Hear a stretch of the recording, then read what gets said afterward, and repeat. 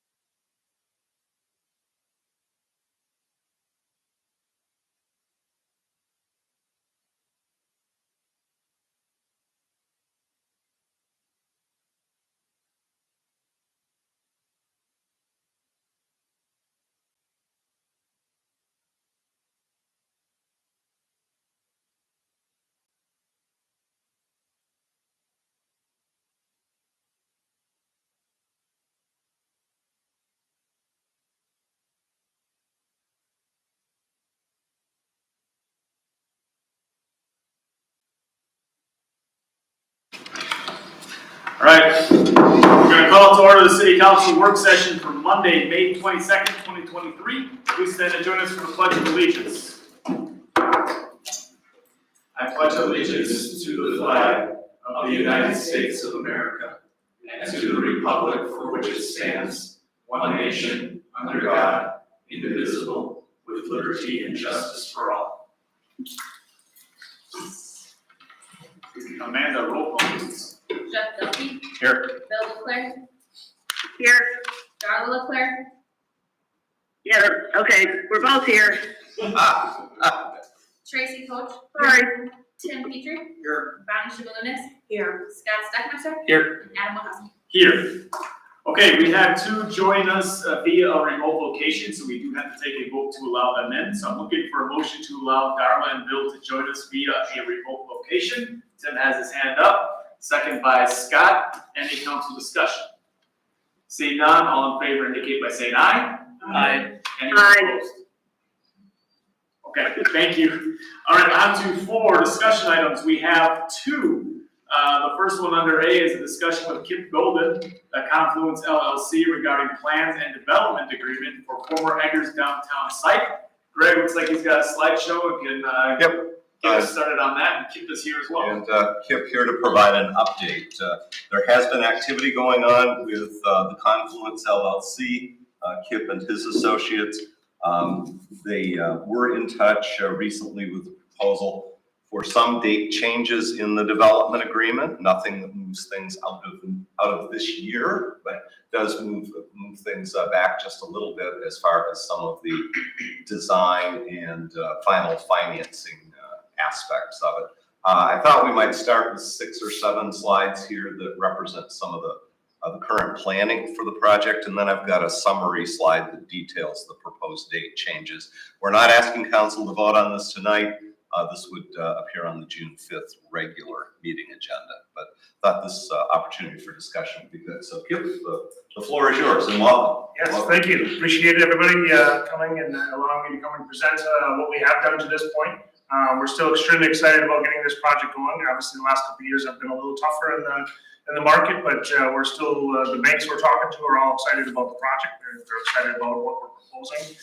We've made some additions to the project a little bit, just looking at the number of units, where construction costs are, where rents are, and then where interest rates are at. So just trying to play around with the number of units, and we have increased the number of units that we're going to be putting there. I think we're at about 71 right now, where I think we're low or high 50s before. 55 initially. Right. Yep. So we have increased that just because of the performance. It just works better than before to be able to do that. So still an amazing piece of property. We're really excited about being on the river, and I haven't been here for a little bit, but just driving around again, looking at the amazing views of Lake Michigan certainly gets us excited for what we're planning here. So this is just a concept site plan with the north building and the south building, and some parking up in the front. The 2 drives actually drive into the underground parking.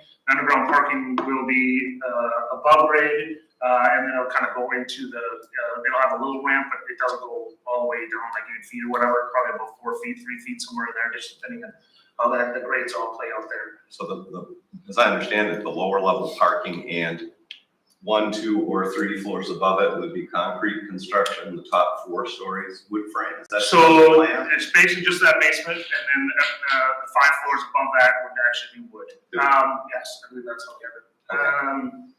No, because we added a floor. Sorry. So 2 floors of concrete, and then 5 floors of wood. Okay. Yes. So Again, the thought is the phase 1 development would be the northerly building. Correct. Although we have had some discussion about possible purchase of both parcels. right. The intent is by the city to keep the second parcel, however defined, out of the TIF. Correct. And we can Get it out. yeah, right. Yeah. Correct. And we can work on all that. Yep.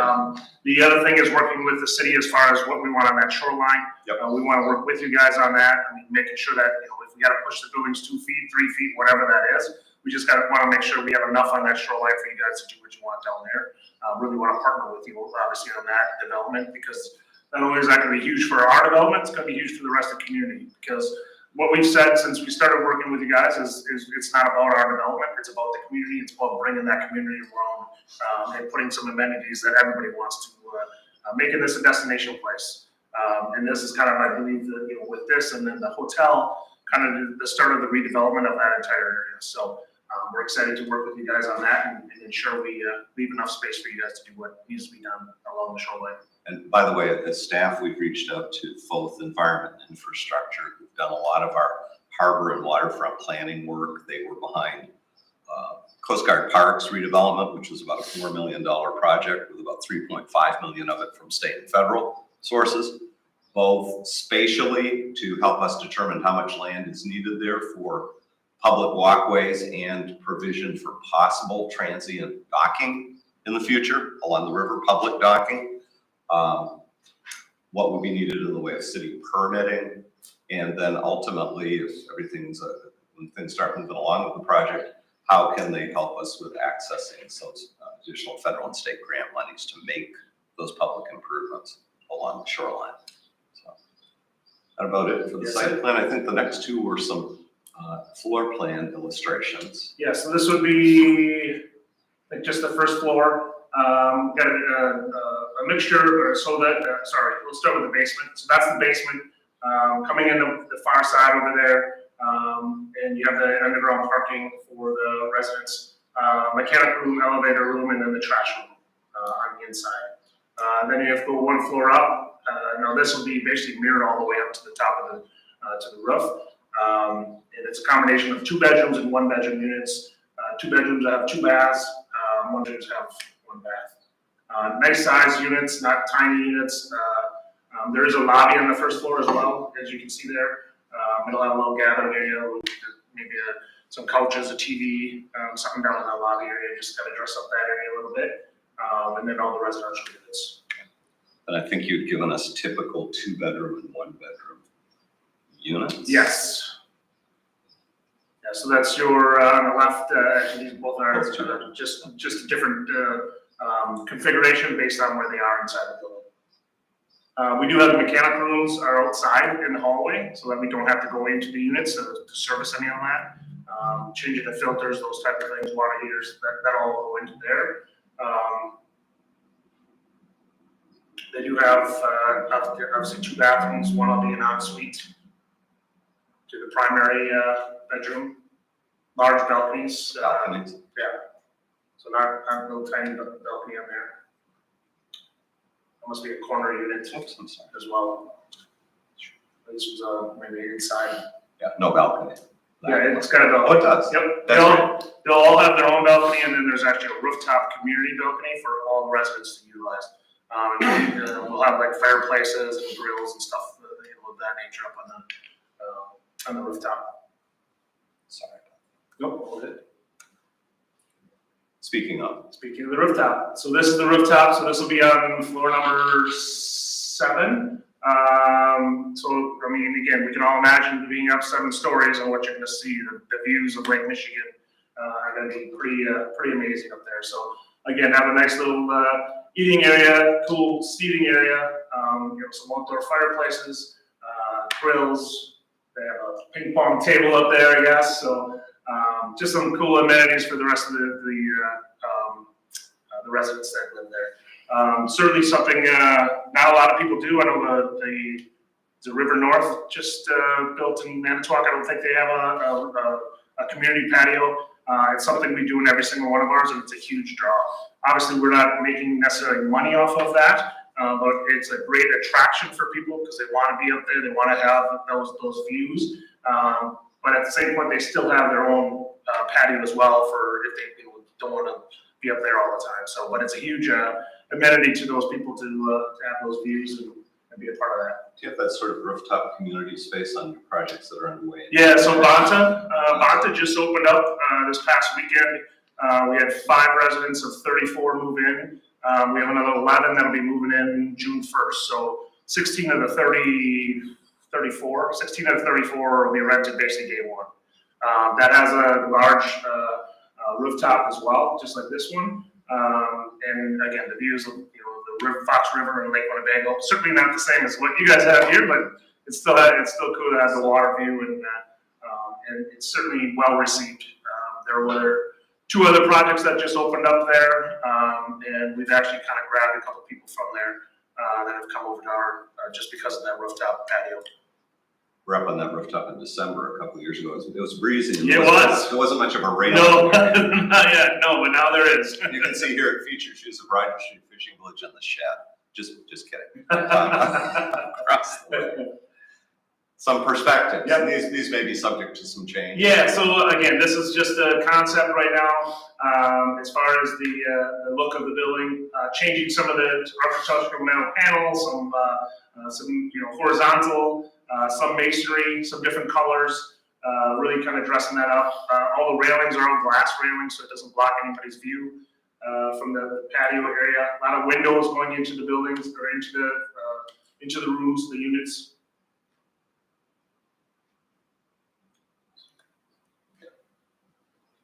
Just a different view, west and north elevations. This is more the 3D renderings of it. Again, the colors aren't necessarily the exact colors that'll be out there, but it just kind of gives you different textures, different variations. Some bump out, some bump in, just to give you some different dimensions to the building. So potentially that's about 70 units. 71. 71. Yep, I think it's 71. Then you can see the drive kind of coming down on the right, on the bottom here, and that's what.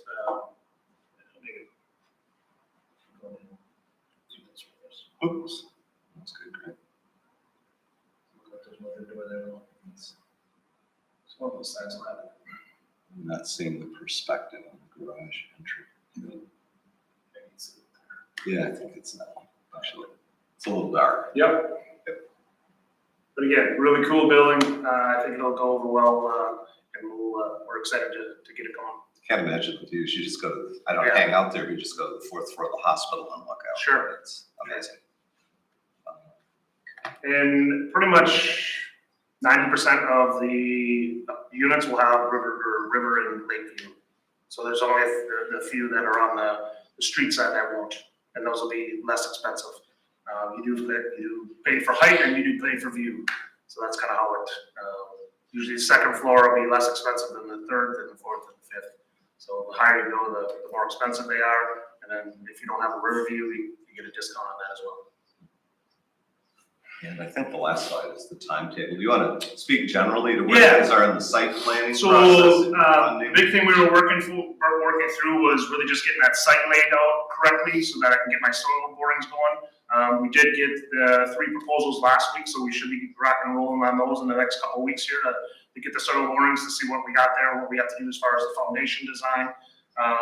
Plans wise, we have a meeting on Thursday with we have weekly meetings on our design team now, so structural isn't involved. That's why we're doing the soil borings. And we'll be starting to dial in these plans. And we got conceptual at this point, a couple, 3-4 weeks ago or whatever, and now we've progressed to the point that we're getting into construction docs.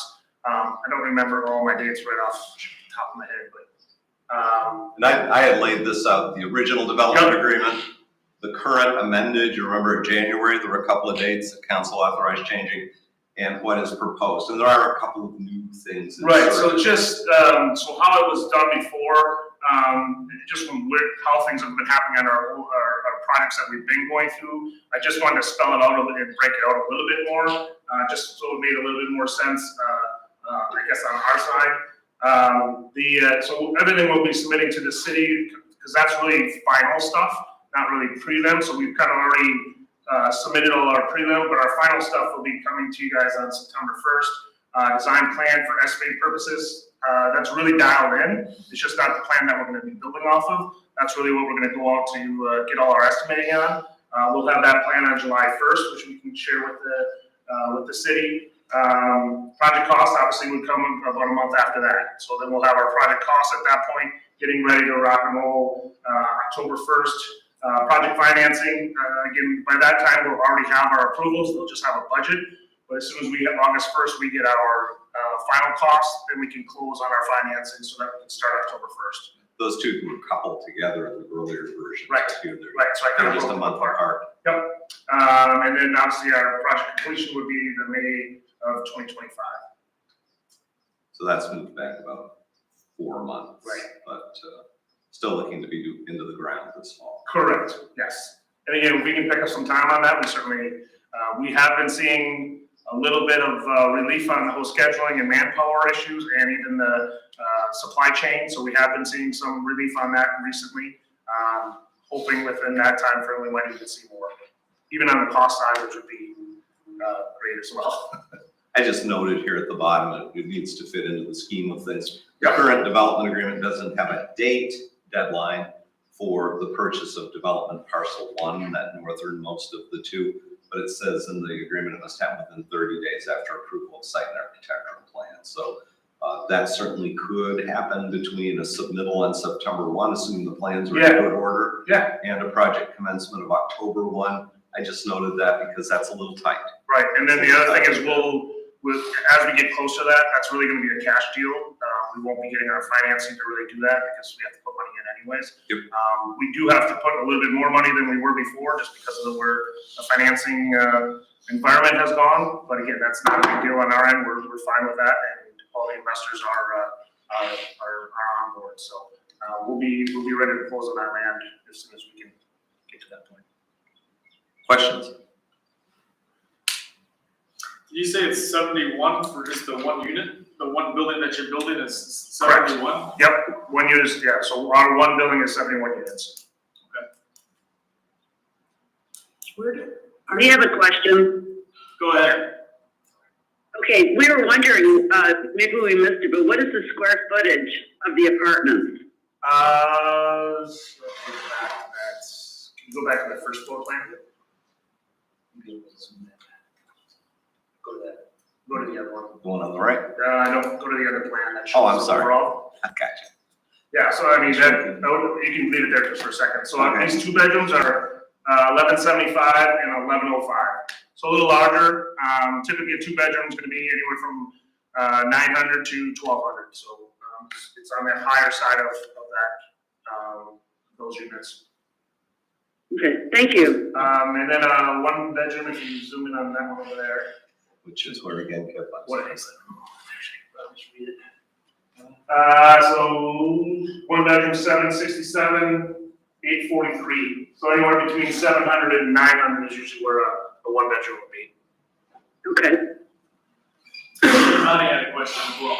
Yeah, so the basement is the parking? Correct. Some of it, some would be Well, surface. Right. Like, do they each get 1 stall per unit and then you have parking for guests and so on? Correct, yes. We try to have one, I don't know if we have 1 total on the inside, not everybody wants one, because it does cost you money to be down there. And then we have some on-site parking as well. That's one thing we're trying to work out with the development as far as the number of parking spots we have. So that's something we'll be working with staff on to kind of figure out what the best ratio is. We don't, I'll be honest, on most of our developments, and honestly, some that aren't even mine that don't have any parking. So I think that's a little too extreme. Ours will certainly have more. I think the slide before said somewhere around 30. Can you go back? On the underground? Yeah. Yeah, I think with 36. It had a number. Yeah, the highest number looks to be 38. 38. They got 38, 71 units. Right. So it'll be about 32 people without. 33. Right, and then the on-site parking for that. Yeah, so then that's just underground. Right.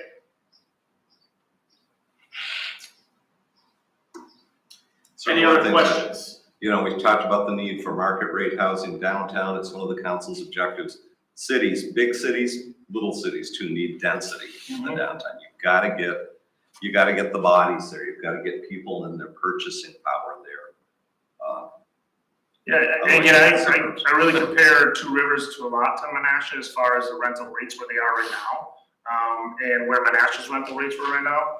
Our units are $400, $500, probably more a month in Menasha, and I have 16 of those 34, rented. So it's a different, group of people that are coming to do these and to live in these and obviously spend money in your community. So I don't know where they're all coming from, but they're certainly the housing need is certainly there in all the communities and around the country, just as much in Northeast Wisconsin. I mean, not only is it just people coming in just necessarily for the apartments, I think there's a lot of people here that have 3-bedroom houses and it's only 2 of them. Right, that would also look to capitalize on this and allow for families to move into their 3-bedroom houses. Precisely. I mean, and those people still want to live here in the city, but I mean, where else are they gonna go to find a 1 or 2 bedroom? Right, and these are nice, I mean, they got solid surface tops, nice cabinetry, large walk-in closets, they're nice apartments. There are a few people that call me regularly saying, what's happening? We're supposed to be seeing some new market rate apartments, and they're folks that in many cases spend their winter in Florida or Arizona or Texas, and I think they're also looking at property values and saying, I could pay a whole lot of rent for quite a long time if I sold my house right now. And it's been a frustration because other than a few at Washington Highlands, we don't have any apartments that are under 20 years old. We don't have a lot of new stuff to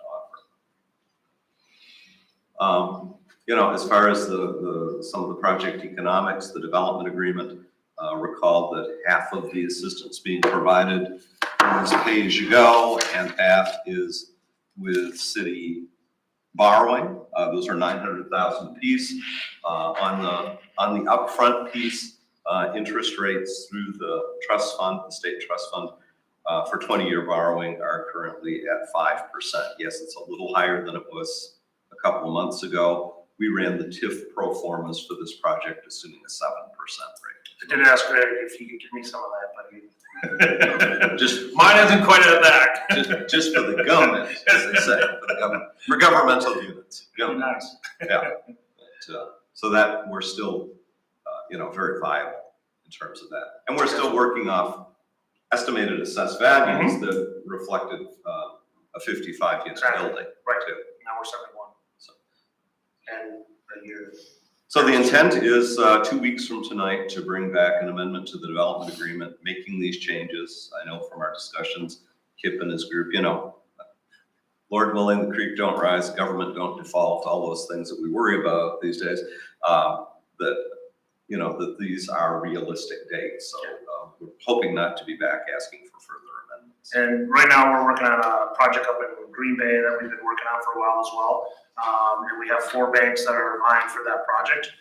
So whoever takes that one, one of those other 3 will be taking this one. So they're all they're very similar projects, very similar numbers.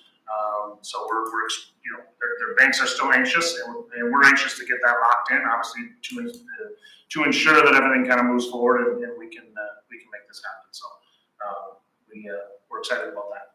Northeast Wisconsin still rock solid. It is. We have not seen much of anything like they say nationally. I'm not being critical, but is this the last time you're gonna come to us for? This is my last time. Yes. Because I hear the same thing Greg hears. Are we getting those apartments? How come they're not happening? Nope, I get it. Yeah. And we see that and we keep saying, well, they're coming, Mhm. they're coming, but then we kind of start to look like, holy shit, is this actually happening or are they kind of feeding me a line, pardon my language?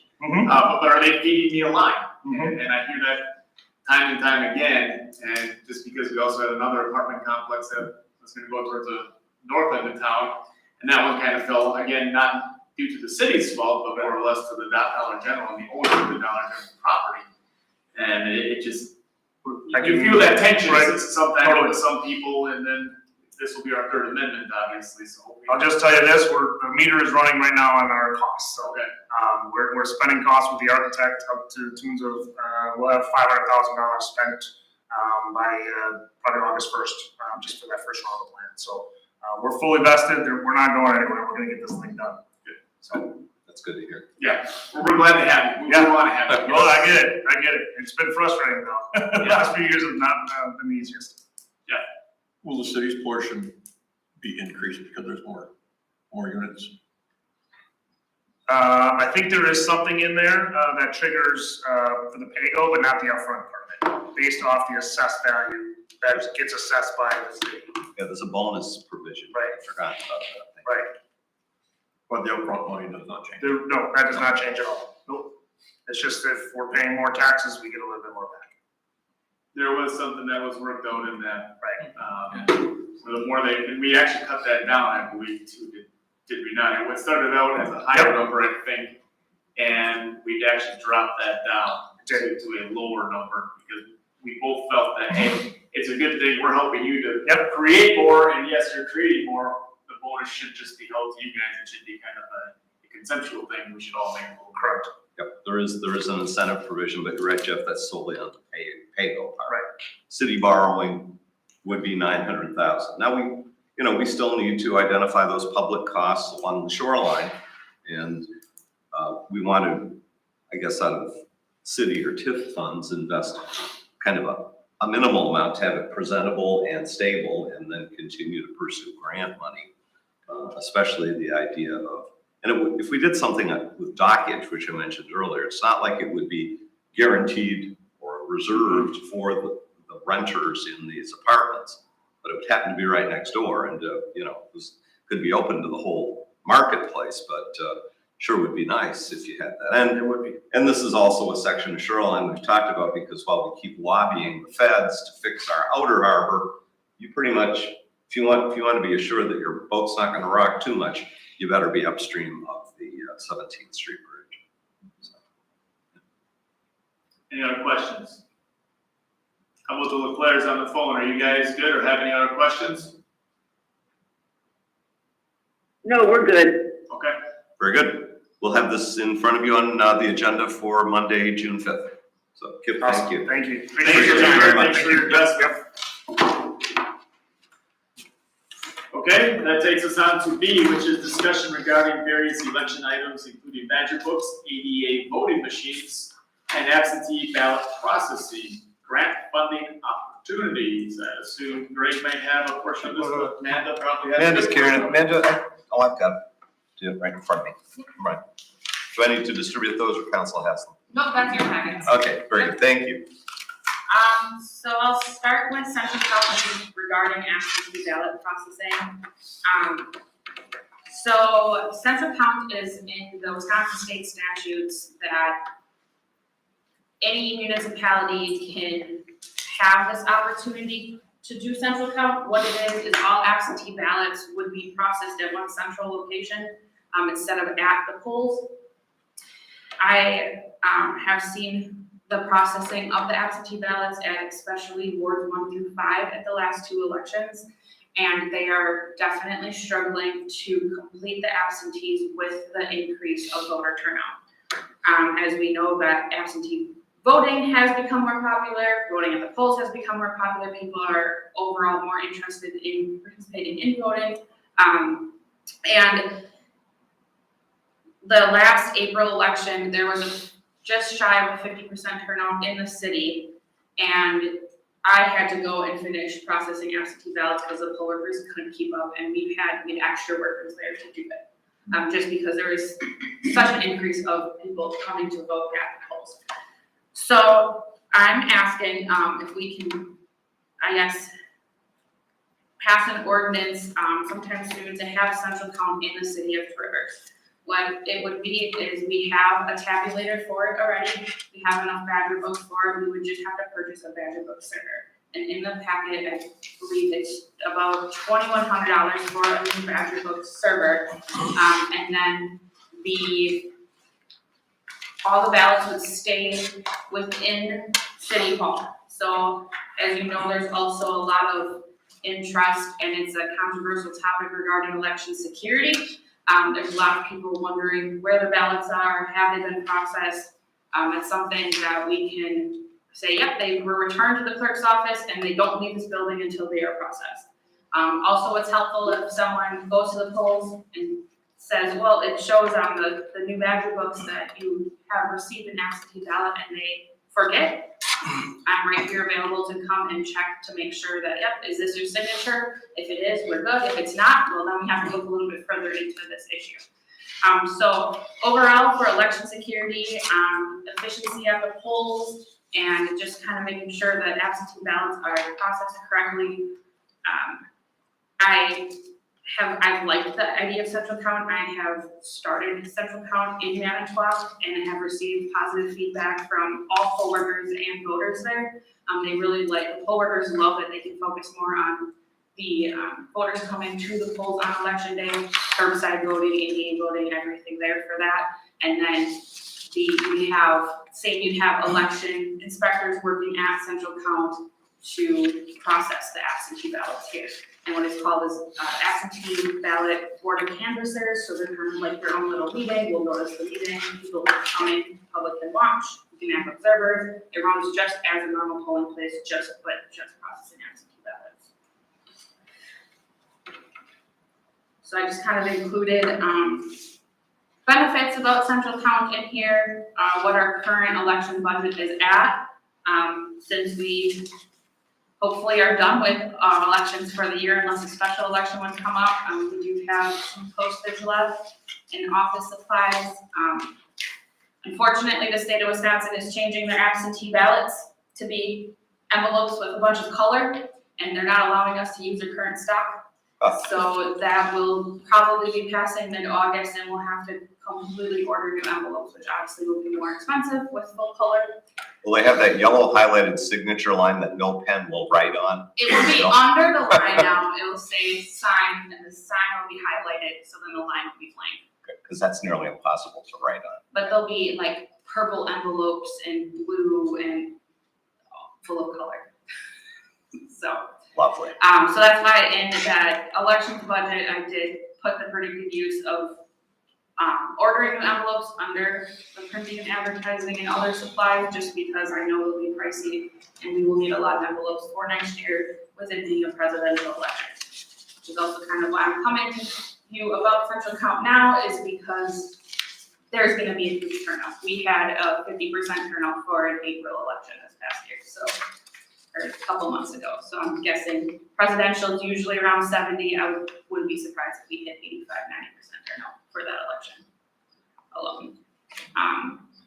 And then just kind of an estimate of how many ballots we'll have for next year, just based off of the past numbers that I pulled today of the past elections. The last general election for president, we had, I think it was like 3,200 ballots, and that was during COVID. But as we all thought that the absentee ballots would kind of back off, they haven't. So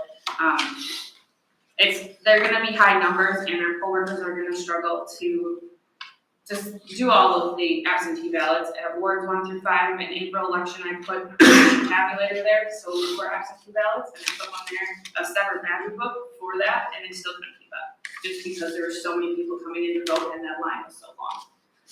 So that is why I'm here asking for Central Count. So bottom line is to the capital costs or cost to implement? We'd have to purchase a Badger Book server. Okay, Which that's $2,372. Yep. Okay. Everything else we have three tabulators, so one would stay here for Central Count, and we don't have to put as many Badger Books at both of the polling places because absentee can be processed here. We wouldn't need to have more than 3 Badger Books in for Central Count, the rest will go right to the polls. And then the related ordinance changes. Yep, Are and there is basically a draft ordinance in here. What it would be, the elections commission has to look over the ordinance after if it is approved and adopted, and a whole election plan of what will happen at Central Count on election day here, and make sure that everything is good and all our I's are dotted and T's are crossed for that, so. At what point in the election day right now do you process absentee? It's on election day, right? Prohibited from touching them prior to election day. Correct.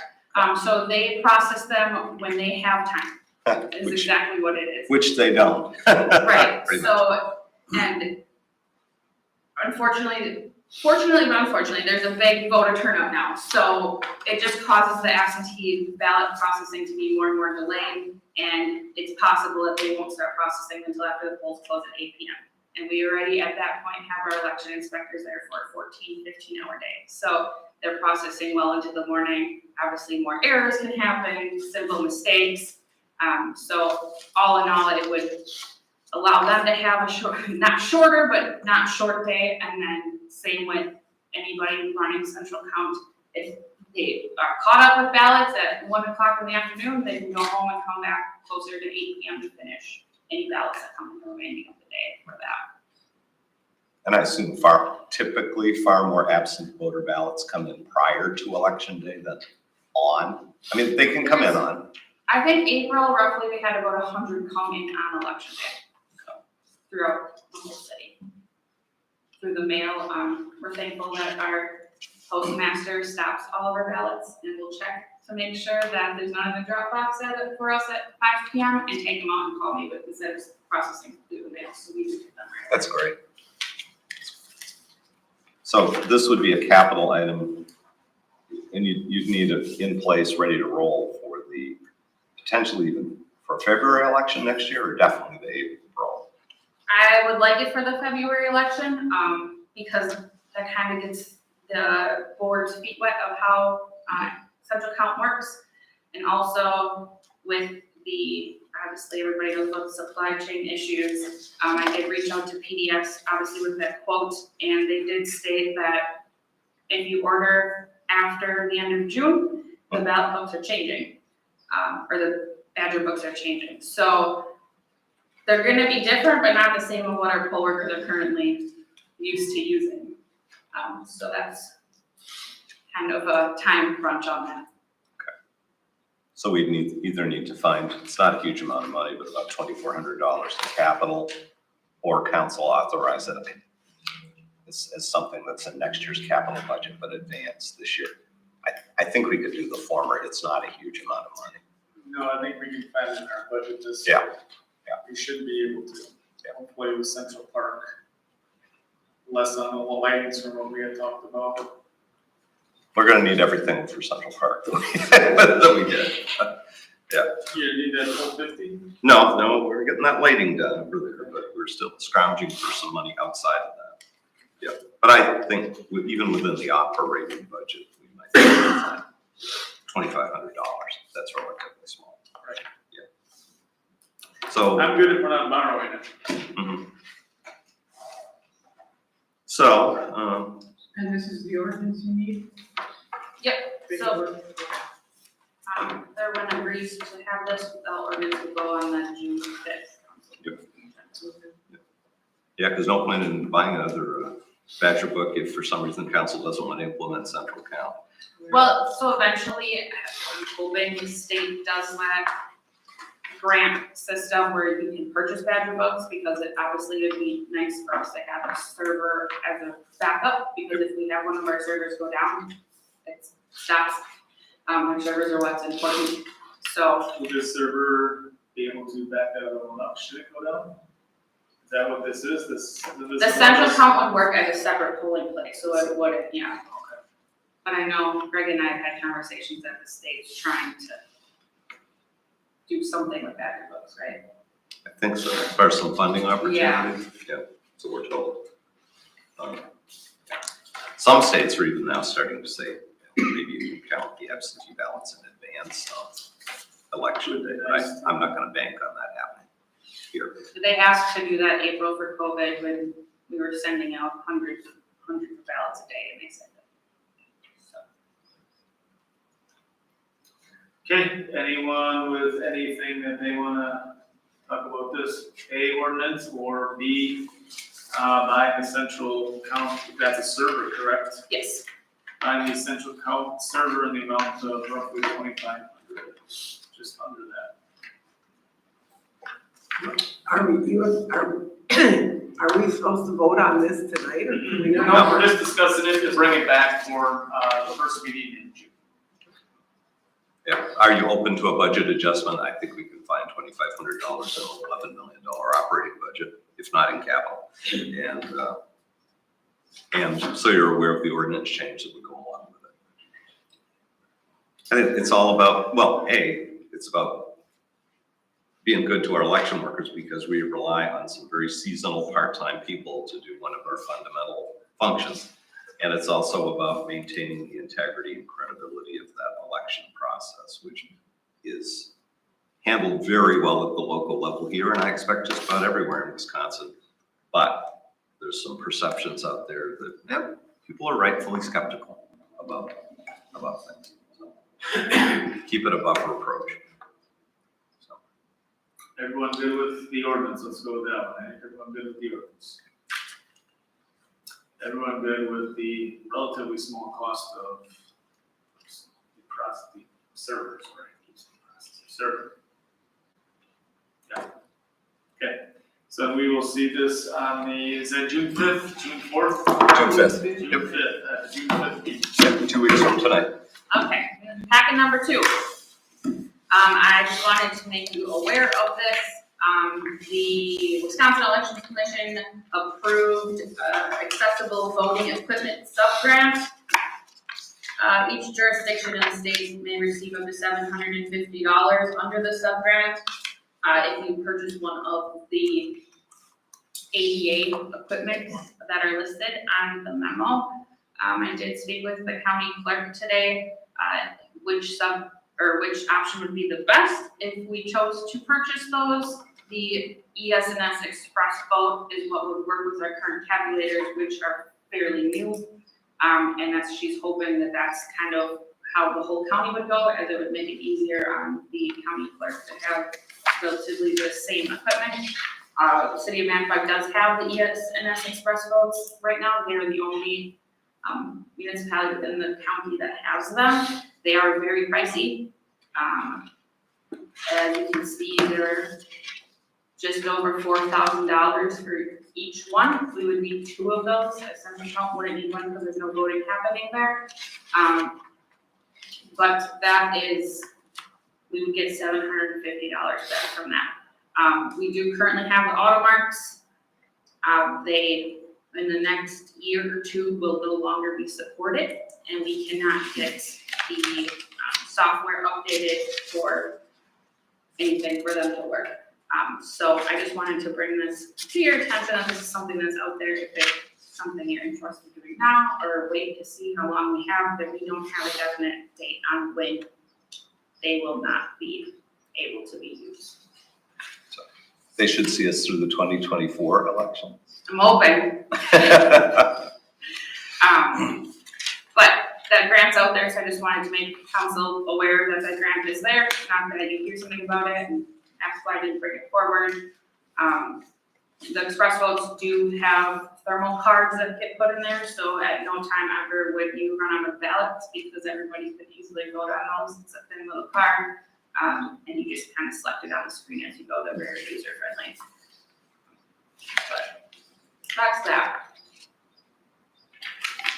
So this is more for awareness, but it may Yeah. come as an action item in the future. Right, if something that we have until, I believe, the middle of next year to still apply for the grant. Mhm. I don't know what that date is. And then, or until the funds are gone. June 30th of 2024, or when the funds are exhausted, whichever occurs first for that. But I get their $4,000 and you only get $750 back, so. It's not ideal. Wonder how much it costs to administer that grant. So it's just something I wanted to make you guys aware of, and it's something we choose to do next year and try to still get the grant that we can. Obviously, it's a little different when you have one polling place in a small town that can buy it and then get the $750 back for their one machine versus someone that has municipalities buy multiple and still will get $750 back. So no request for action. All right. Okay. Then we will go on to action items number 5. We have 1, the city manager's appointment of Aaron Lamal to advisory rec board for a term to expire May 1st, 2026.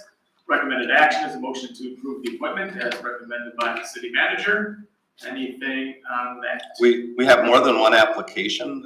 I'd received more than one application there, but honestly, Aaron's a mom with 2 young children. That's, with the exception of our council president who serves on the ARB, we don't have a lot of folks with young families on there. So I think she's interested, motivated, and also represents a demographic that this council has said is important that we bring into more of our decision-making, especially when it comes to park and rec facilities and programming. So would recommend her for that appointment.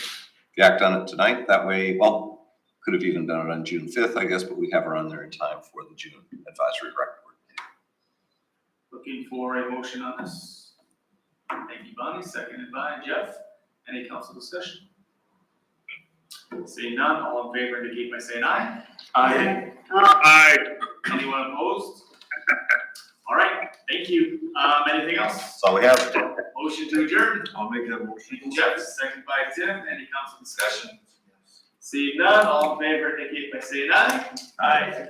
All right, You can go home and mow the lawn yet. thank you. Have a good night. Don't forget Memorial Day next Monday. We'll get a reminder out to you about participation.